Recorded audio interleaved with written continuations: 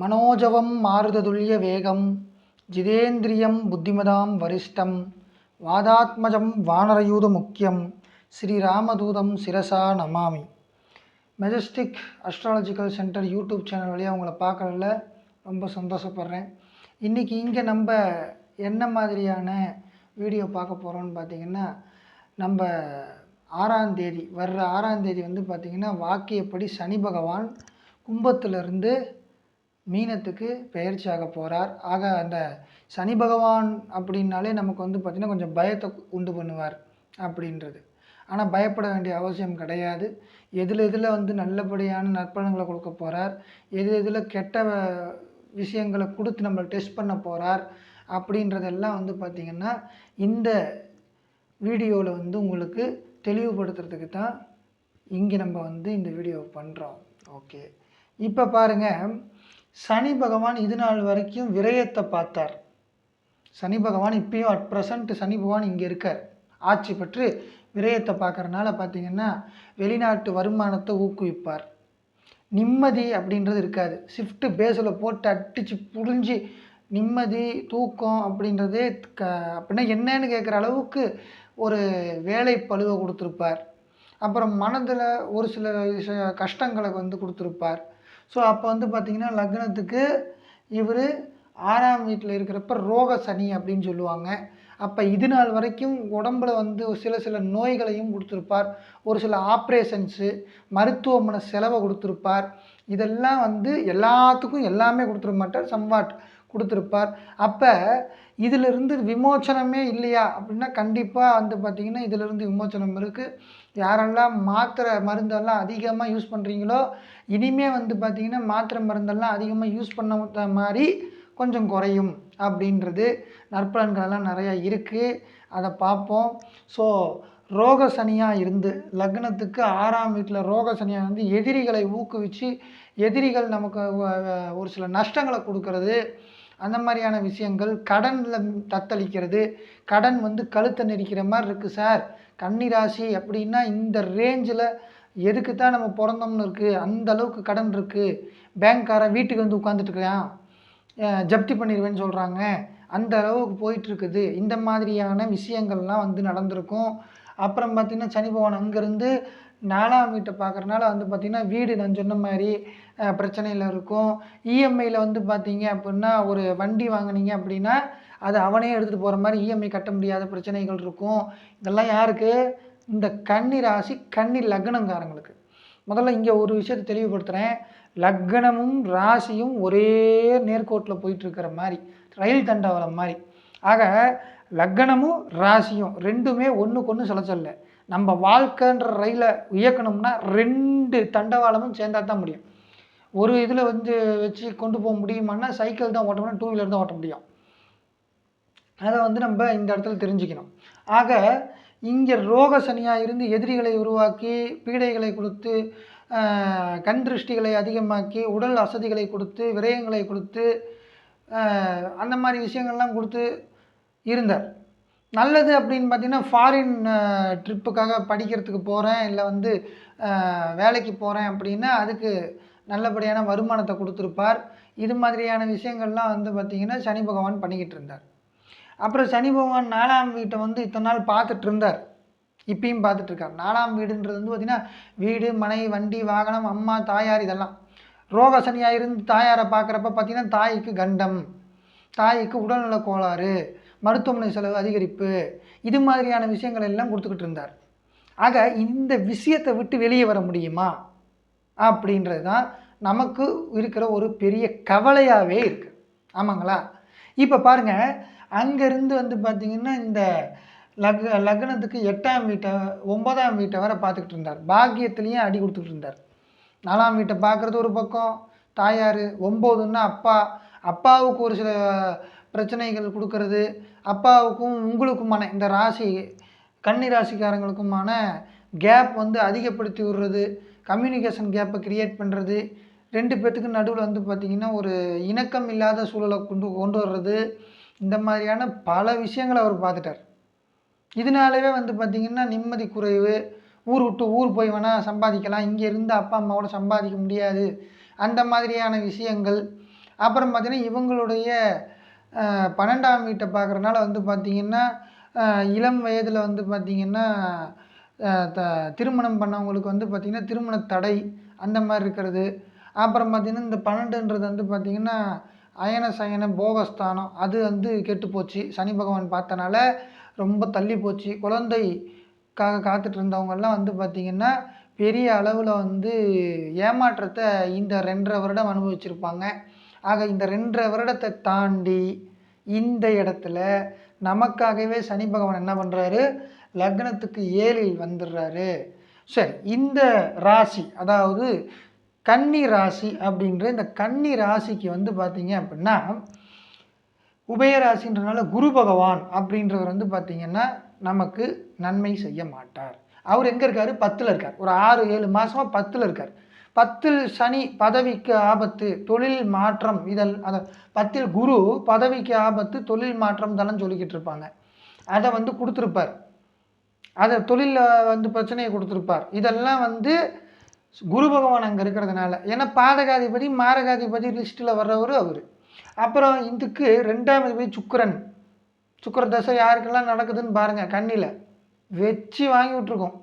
அடுத்து வந்து பார்த்தீங்கன்னா இது மட்டும் இல்லை, இங்கே பாருங்கள் லக்னத்துக்கு 9ஆம் அதிபதியும் சுக்கிரன் தான் அப்படின்றது இருக்குது. ஆக இதெல்லாம் விஷயம் இருக்குது. அடுத்தபடி பார்த்தீங்க அப்படின்னா லக்னத்துக்கு 2, 7, 11ன்னு சொல்லப்படுற சந்திரன் உடைய வீடான கடகம். ஆக சந்திர தசை, சுக்கிர தசை, குரு தசையில் இருக்கிறவங்களாம் ரொம்ப கஷ்டப்பட்டு இந்த கன்னி ராசியை வெறுத்துருவாங்க. அந்த ரேஞ்சுக்கு கஷ்டப்படுவாங்க, பட்டுட்டு இருப்பாங்க. இதுக்கெல்லாம் விடிவு காலமே பிறக்காதா? நிறைய பேருக்கு வந்து பார்த்திங்கன்னா நம்ம சொன்ன எல்லாமே நடக்காது. ஸோ சம்வாட் நடக்கும். ஏன்னா ராசி ஒன்றும் லக்னம் வேறுன்னாவும் இருக்கும்.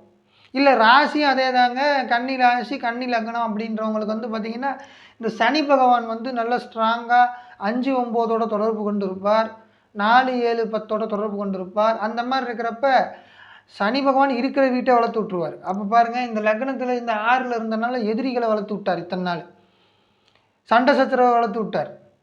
6ன்றது என்ன? தாய்மாமா நல்லா வளர்ந்துருப்பார். அந்த மாதிரியான விஷயங்கள்லாம் வந்து பார்த்திங்கன்னா இப்போ கொடுத்தார். இப்போ இந்த 6ஆம் தேதி மார்ச் மாதத்துலேருந்து அடுத்து 2.5 வருஷத்துக்கு வந்து பார்த்திங்கன்னா நம்ம சனி பகவான் அப்படின்றவர் லக்னத்துக்கு 7ல் சனியாக அமர்ந்திருக்கிறார். ஓகேங்களா? 7ல் உள்ள சனி நன்மையைத்தான் செய்யும், 7 அதிகப்படுத்தி விடும். கல்யாணத்துக்காக வெயிட் பண்ணிக்கிட்டு இருக்கிற கன்னி ராசி ஆடவர் பெண்கள் 2 பேரும் பார்த்திங்கன்னா கல்யாணத்தை கண்டிப்பாக நடத்தி கொடுப்பார் இந்த சனி பகவான். அடுத்த 2.5 வருஷத்தில் வந்து பார்த்திங்கன்னா சனி பகவான் நல்ல விஷயங்களை கொடுக்க போகிறார். கல்யாணத்துக்காக வெயிட் பண்ணுறவங்களுக்கு கல்யாணம் நடக்கும். அப்புறம் பார்த்திங்கன்னா கல்யாணம் கழித்து குழந்தை வந்து எதிர்பார்த்து கொண்டு இருக்கிற தம்பதிகளுக்கு குழந்தை பிறப்பில் இருந்த தடைகள் நீங்கும். இது எல்லாம் ப்ளஸ் பாயிண்ட்டு. அப்புறம் வந்து நிம்மதியற்ற சூழல் இருந்திருக்கும். 12ஆம் வீட்டை சனி பார்த்தனால இப்போ லக்னத்தை பார்க்குறதுனால வந்து பார்த்திங்கன்னா கொஞ்சம் அலைச்சல் அதிகரிக்கும். ஆனால் வந்து தொழில் அதுக்கு உண்டான வருமானங்களையும் கொடுக்கும், நிம்மதியான தூக்கம் வரும், ஒரு பிரச்சனையும் கிடையாது அப்படின்றத இந்த இடத்துல நம்ம சொல்ல வர்றோம். ஆக 7ஆம் இடம்ன்றது லைஃப் பார்ட்னர் அமையும், ஒர்க்கிங் பார்ட்னர், பிஸ்னஸ் பார்ட்னர், இதெல்லாம் 7. ஸோ 7 அப்படின்றது உங்களுக்கு வளர்க்க போகிறாரு, நல்லபடியாக பெருக்க போகிறாரு. சரி, லக்னத்துக்கு 5 மற்றும் 6க்கு அதிபதி சனி பகவான். 6க்கும் அதிபதின்றனால பார்த்திங்கன்னா சின்ன சின்ன ஸ்டெக் பாயிண்ட்ஸ் அங்கங்கே வச்சுருப்பார். நம்ம அந்த நேரத்தில் மனசுடைஞ்சு போயிடக்கூடாது. அந்த நேரத்துலையும் நம்ம என்ன பண்ணுங்க, மேனேஜ் பண்ண முடியும் அப்படின்றத வந்து மைண்டில் ஏற்றிக்கணும். நல்லபடியாக தான் வந்து பார்த்திங்கன்னா இருக்குது. இந்த மீனத்தில் இருக்கிற சனி அப்படின்ற சனி பகவான் உங்களுக்கு நன்மையை கொடுக்கறதுக்கு வந்துட்டார். என்கிட்ட கேட்டால் 90% நன்மையை கொடுப்பார் இந்த கன்னி ராசிக்காரங்களுக்கு, கன்னி லக்னக்காரங்களுக்கு. சரி, எப்படி கொடுப்பார் அப்படின்னு பார்ப்போம். இப்போ பாருங்கள், ஒரு விஷயம் நம்ம வந்து இந்த இடத்துல பார்க்கணும். பாருங்கள், லக்னத்துக்கு 7ல் இருந்து லக்னத்தை பார்க்குறாரு, 9 பார்க்குறாரு, 4 பார்க்குறாரு, மொத்தம் 3 வீட்டை பார்க்குறாரு. ஃபஸ்ட்டு 3ஆம் பார்வை 9ஆம் வீட்டை பார்க்குறார். அப்பாவுக்கு இருந்து வந்த மருத்துவமனை செலவுகள், அப்படி இல்லைன்னா வந்து பார்த்திங்கன்னா ரொம்ப வந்து முடியாமல் இருந்துச்சு அப்பாவுக்கு அப்படின்னா அது சரியாயிரும். அப்புறம் பார்த்திங்கன்னா அப்பா வந்து இறந்துட்டார், இதுக்கு முன்னாடியே வந்து இறந்துட்டாருங்க ஜி. இப்போ வந்து என்ன மாதிரி நடக்கும் அப்படின்னு பார்த்தீங்கன்னா, அவங்களுக்கு வந்து பார்த்திங்கன்னா திதி கொடுத்து ஆன்மா சாந்தி அடைய வைக்கிறதுக்கு உண்டான வழிகள் பிறக்கும். அப்புறம் சனி பகவான் அப்படின்றது 9ஆம் வீட்டை பார்த்து 9ஆம் வீட்டை குறைக்கிறனால நிறைய வந்து பார்த்திங்கன்னா இந்த புனித யாத்திரைகள்லாம் சென்று வந்தால் நல்லதுன்னு சொல்லியிருப்பாங்க. அதெல்லாம் இனி இல்லை. ஸோ அதுக்கு உண்டான வழி கிடையாது. 9 அப்படின்றது வந்து பார்த்திங்கன்னா குலதெய்வஸ்தானத்தை சொல்கிறது, தொலைதூர பயணத்தை சொல்கிறது. அப்போ வந்து பார்த்திங்கன்னா 5ஆம் அதிபதியாக செயல்படுவார், 6ஆம் அதிபதியாக செயல்படுவார். பஞ்சமாதிபதி அப்படின்றது வந்து பார்த்திங்கன்னா 9ஆம் வீட்டை பார்க்குறது மிகுந்த பலனளிக்கும். எந்த மாதிரியான பலனளிக்கும்? நீங்கள் வந்து பார்த்திங்கன்னா 9 அப்படின்ற இடத்துல தர்மங்கள் பண்ணணும். கண்டிப்பாக நம்மளுடைய லாபத்தில் இருந்து 1% ஆகுது, அதாவது 1% நீங்கள் வந்து பார்த்திங்கன்னா தர்மம் பண்ணணும். யாருக்கு தர்மம் பண்ணணும்? ஆர்ஃபனேஜுக்கு, என்ஜிஓஸுக்கு, இந்த மாதிரி இடத்துக்கெல்லாம் தர்மம் பண்ணுறப்ப வந்து பார்த்திங்கன்னா இது தர்மஸ்தானம் அப்படின்னு சொல்கிறது 9ஆம் வீடு. ஆக 5ஆம் வீடும் தர்மஸ்தானம்னு சொல்லுவாங்க. ஆக தர்மஸ்தான அதிபதி அப்படின்னு சொல்கிறவர் தர்மஸ்தானத்தை பார்க்குற மாதிரி இந்த இடத்துல கணக்காகுது. 6ஆம் அதிபதி அப்படின்னால இந்த எதிரிகள், தொல்லை, நோய் இதெல்லாம் வந்து தீர்ற டைம் 9ஆம் வீட்டை பார்க்கறது அப்படின்றது. கண்டிப்பாக இதெல்லாம் தீந்துடும், எந்த பிரச்சனையும் இல்லை. உடல் உபாதைகள் இருந்துச்சு அப்படின்னா வந்து பார்த்திங்கன்னா இந்த கன்னி ராசிக்காரங்களுக்கு இனி பெரிய அளவிலான உடல் உபாதைகள் இல்லாமல் படிப்படியாக குறையும் அப்படின்னு சொல்ல வர்றோம். அடுத்து பார்த்தீங்க அப்படின்னா இந்த 9ஆம் வீட்டுக்குடைய சுக்கிர தசை நடக்கக்கூடாது. சுக்கிர தசை நடக்கக்கூடாது. இவங்களுக்கு 2ஆம் அதிபதி மற்றும் 9ஆம் அதிபதி 2 பேருமே சுக்கிரன் மாரகாதிபதி, தசை நடக்கக்கூடாது அப்படின்றோம். சரி, அப்படி தசை நடந்தால் பரிகாரம் சொல்கிறோம்.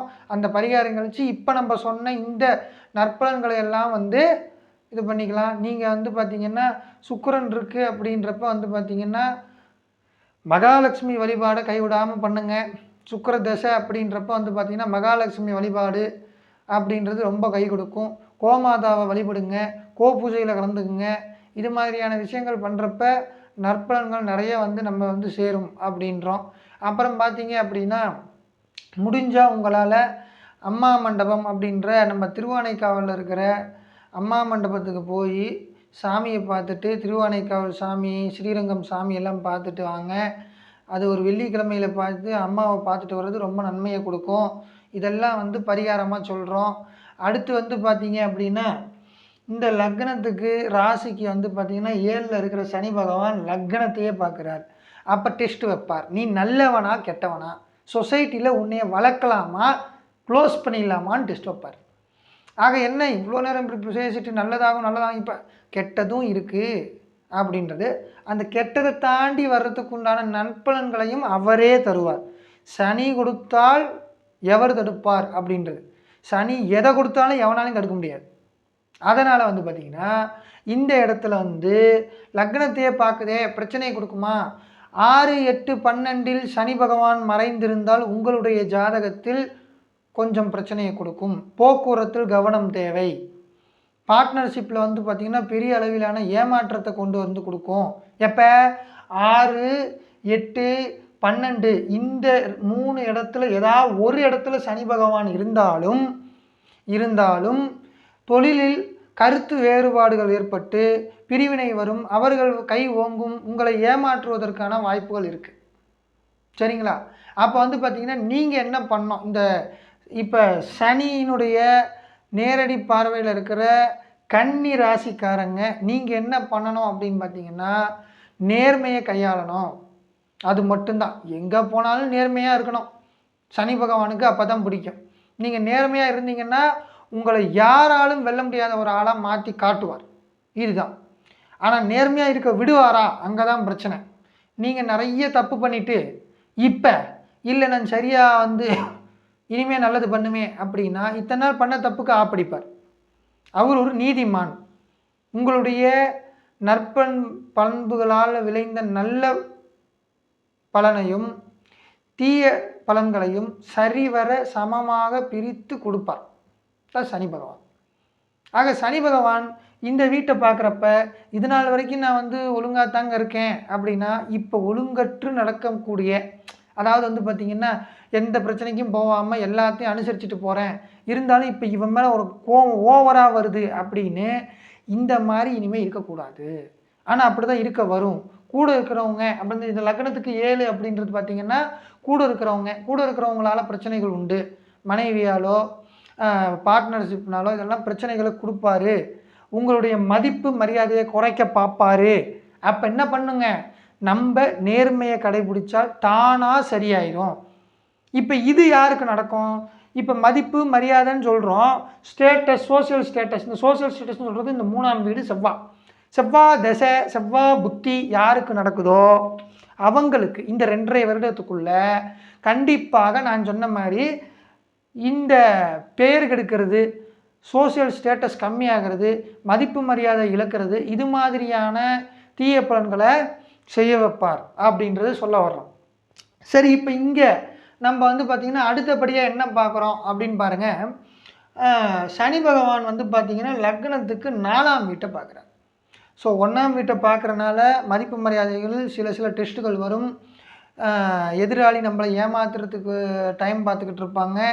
நீங்கள் அக்கௌண்ட்ஸில், வியாபாரத்தில், எல்லா இடத்துலையும் நல்லபடியாக யோசித்து இன்வெஸ்ட் பண்ணுங்கள்.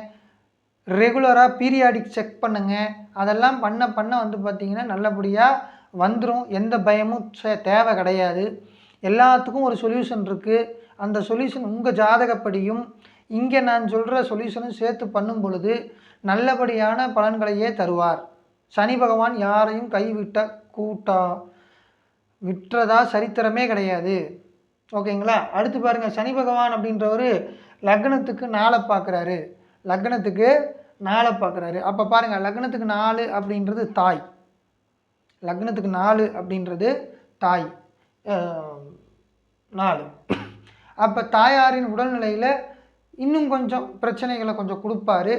அப்போ வந்து பார்த்திங்கன்னா இவங்களுக்கு எப்போ இந்த குரு தசை குரு புத்தி நடக்குதோ அப்போ வந்து தாய்க்கு பெரிய அளவிலான கண்டத்தை கொடுப்பார். குரு தசை குரு புத்தி நடக்கிறப்ப இந்த வீட்டை அவர் பார்க்குறாரு. இந்த வீட்டு அதிபதி குரு இப்போ உச்சமாக போகிறாரு. Whatever it may be, Guru தசை உங்களுக்கு நல்லது பண்ணாது. 4ஆம் வீட்டை அவர் பார்க்குறதுனால வீடு, மனை, வண்டி, வாகனம் இந்த மாதிரியான விஷயங்களில் பிரச்சனையை கொடுப்பார். தாய் சம்பந்தப்பட்ட விஷயத்தில் பிரச்சனை கொடுப்பார். இப்போ இந்த பிரச்சனைலாம் கொடுத்துக்கிட்டே தான் இருப்பாரா அப்படின்னா, அதிலும் பார்த்திங்கன்னா தாய்கிட்ட நல்லபடியான அன்பு, எந்த பிரச்சனையும் இல்லாமல் இருந்தீங்க அப்படின்னா அது நல்லபடியாக வரும். அப்புறம் வந்து நீங்கள் இடம் வாங்குறதுல சிக்கலை கொடுப்பார். இடம் வாங்குறீங்கன்னா தாய் பத்திரத்துலேருந்து ஈசி போட்டு வில்லங்கம் போட்டு எல்லாத்தையுமே சரி பார்த்து 1க்கு 4 தடவை ரெடி பண்ணி என்ன சொல்கிறாங்க ஏது சொல்கிறாங்கன்னு பார்த்துட்டு நம்பகத்தன்மை அதிகமானால் மட்டும், கிரெடிபிலிட்டி இருந்தால் மட்டும் வாங்குங்க. இல்லைன்னா வாங்காதீங்க. அது நான் சொல்கிற ஒரு விஷயம். அப்புறம் வந்து பார்த்திங்கன்னா வண்டி வாங்குகிறேன் அப்படின்னா, இல்லை இருக்கிற வண்டி வந்து நிறைய ரிப்பேர் ஆகுது, இதை கொடுத்துட்டு வேறு வண்டி எக்ஸ்சேஞ்ச் பண்ணலாமா அப்படின்னா இந்த நேரத்தில் அது வேண்டாம். அதிலும் பெருத்த அளவிலான நஷ்டத்தை அடையக்கூடிய டைம் இது. ஆக இருக்கிற வண்டியை வந்து பார்த்திங்கன்னா நல்லபடியாக வச்சு ஓட்டுறதுன்றது நல்லபடியாக இருக்கும் அப்படின்றோம். ஸோ 4ஆம் வீடு அப்படின்னு பார்க்குறப்ப தாய், வண்டி, வாகனம் இதெல்லாம் தாண்டி இன்னொரு விஷயம் என்ன அப்படின்னா மாமனாரை சொல்கிறது அப்படின்றது. அதாவது பார்த்திங்கன்னா மாமனாரை சொல்கிறது 4ஆம் வீடு. அப்போ மாமனாருக்கு வந்து பார்த்திங்கன்னா உடல்நலக்குறைவு இருந்தால் அவர்களுக்கு தகுந்த சிகிச்சை அளித்து வர நன்மை பெருகும் அப்படின்றது. ஓகேங்களா? அப்புறம் 4ஆம் வீடு அப்படின்னு பார்க்குறப்ப வந்து பார்த்திங்கன்னா 5ஆம் வீட்டுக்கு விரைய வீடு. அப்போ குழந்தைகளுக்கான மருத்துவமனை செலவுகள் கொஞ்சம் அதிகமாகும் அப்படின்றத இந்த இடத்துல சொல்கிறோம். சரிங்களா? ஆக இதெல்லாம் யாருக்கு நடக்கும்? 5ஆம் வீடுன்றது பாக்கிய வீடுன்னு அந்த 5ஆம் வீடு இந்த லக்னமோ ராசியோ இருந்தால் இந்த 5ஆம் வீட்டில் கெட்டவர்கள் அப்படின்னு சொல்லப்படுறவங்களோ, இந்த வீட்டில் பகை பெறும் கோள்கள், கிரகங்கள் இருந்தால், அந்த மாதிரியான திசைகள் இப்போ நடந்துக்கிட்டு இருந்தால் அவங்களுக்கு இந்த நான் சொன்ன குழந்தைகளால் ஏற்படுகின்ற பிரச்சனைகள் வரும். அடுத்தபடியாக பார்த்திங்கன்னா 4 அப்படின்றது வந்து பதவி. ஆக வந்து பார்த்திங்கன்னா கன்னி ராசி கன்னி லக்னத்துக்காரங்க வந்து பார்த்திங்க அப்படின்னா இப்போ நான் அந்த பதவிக்கு போகிறேன், பதவியை அலங்கரிக்க போகிறேன்ற ஆசையை கூடுன்னு கொடுத்துட்ருப்பார். முயற்சிகள் எல்லாத்தையுமே வந்து தப்பான முயற்சிகள் எடுக்க வைப்பார். இந்த சனி பகவான் மாறியாச்சுன்னா எலெக்ஷன்லாம் வருது, கன்னிராசிக்காரன் என்ன நிலைமைக்கு போக போகிறான்றதை பாருங்கள். ஆக வந்து பார்த்திங்கன்னா கன்னிராசிக்காரங்க இந்த நேரத்தில் ப்ரமோஷனை எதிர்பார்க்க முடியாது, ரெகக்னைசனை எதிர்பார்க்க முடியாது. தேவையில்லாமல் அவச்சொல் பழி பேர் வரும். ஸோ இதெல்லாம் சரி பண்ணணும்னா என்ன பண்ணணும் அப்படின்றது இப்போ நம்ம பார்க்க போகிறோம். சரி, ஸோ இவர் வந்து பார்த்திங்கன்னா 4ஆம் வீடு 1ஆம் வீடு 9ஆம் வீடுன்னு பார்க்கறதுனால வந்து இந்த இடத்துல வந்து பார்த்திங்க அப்படின்னா திருப்பதி ஏழுமலையான் கோவிலுக்கு 6 மாதத்துக்கு ஒரு தடவை சென்று வருவது மிகுந்த நலம் அப்படின்னு சொல்கிறோம். நலத்தை அள்ளி தரும் அப்படின்றது. அடுத்தபடியாக பார்த்திங்கன்னா சனி பகவான் பாக்கியத்தை வந்து 9ஆம் வீட்டை பார்க்குறதால வந்து பார்த்திங்கன்னா 9ன்றது தொலைதூர பயணம். அதனால் வீட்டுக்கிட்ட இருக்கிற ஒரு சில இந்த ராகு கேதுக்களோடு இருக்கிற அம்மன் கோவில், புத்துமாரி அம்மன் கோவில், இந்த மாதிரி அம்மன் கோயிலெல்லாம் வந்து பார்த்திங்கன்னா வழிபாடு பண்ணுங்கள், அது நன்மையை கொடுக்கும். அப்புறம் பார்த்திங்க அப்படின்னா லக்னத்தை பார்க்குறதால வந்து நமக்கு வர்ற பிரச்சனையை அவர் காலில் தான் போகணும். சனி பகவானுக்கு தீபம் ஏற்றுறது, சனிக்கிழமையில் சனி காயத்ரி மந்திரத்தை சொல்கிறது, அது மாதிரியான விஷயங்களை வந்து நீங்கள் அதிகப்படுத்திக்கிட்டீங்க அப்படின்னால் உங்களுக்கு நன்மை உண்டாகும். ஸோ திருப்பதி கோயிலுக்கு போயிட்டு வர்றது, கிட்ட இருக்கிற புத்துமாரியம்மன் கோயில், புத்து இருக்கிற கோயில், அம்மன் கோயிலுக்கு போய் சாமி பார்த்துட்டு உங்கள் பேரில் அர்ச்சனை பண்ணிட்டு வர்றது. 3வது வந்து பார்த்தீங்க அப்படின்னா இங்கே சனி பகவானுக்கு சனிக்கிழமைகளில் நல்லெண்ணெய் தீபம் தீபம் ஏற்றுறது ரொம்ப நன்மையை கொடுக்கும் அப்படின்றத இந்த இடத்துல சொல்ல வர்றோம். 4வதாக ஒரு போனஸ் பாயிண்ட் என்ன அப்படின்னு பார்த்தீங்கன்னா, யாருக்கெல்லாம் லக்னாதிபதி ஸ்ட்ராங்காக இருக்கோ அவங்களுக்கு அவப்பேர் பழிச்சொல் வராது. இது ஞாபகத்தில் வச்சுக்கிங்க. ஸோ எல்லாருக்கும் எல்லாமும் நடக்கும் அப்படின்றது கிடையாது. இது வந்து ஒரு 20 to 25% மட்டும்தான் ஒர்க் அவுட் ஆகும். இவருடைய ஒவ்வொரு ஜாதகரினுடைய தசா புத்திகள் அந்த ஜாதகத்தில் இருக்கின்ற மற்ற அமைப்புகளை வச்சு தான் அதுதான் இது சப்போர்ட் பண்ணும். அதுக்கு அந்த வேலையை பார்க்குறதுக்கு இது சப்போர்ட் பண்ணும். இப்போ ஒருத்தருடைய ஜாதகத்தில் 4ஆம் வீடு செம ஸ்ட்ராங்காக இருக்குது. இந்த 4ஆம் வீடுன்ற வீடு வந்து பார்த்தீங்கன்னா தனுசு வீட்டில் குரு பகவான் ஆட்சி அப்படின்றது, இல்லை வந்து பார்த்திங்கன்னா சனி பகவானுக்கு நண்பரான செவ்வாய் பகவான் இருக்கிறது, இல்லைன்னா வந்து பார்த்திங்கன்னா சுக்கிர பகவான் இருக்கிறதெல்லாம் வந்து நன்மையை கொடுக்கும் அப்படின்றத பார்க்கணும். சரிங்களா? ஸோ இது மாதிரியான விஷயங்களும் இருக்குது. ஸோ இந்த பதிவில் நம்ம பலன்கள் பரிகாரங்கள் எல்லாம் கன்னி ராசி கன்னி லக்னத்துக்காரங்களுக்கு என்ன அப்படின்றத பார்த்தோம். இத்துடன் உங்களிடமிருந்து விடைபெறுவது உங்கள் அன்பு பாலஜோதிடர் மெஜஸ்டிக் எஸ் கார்த்திக் ராஜா. நன்றி, வணக்கம்.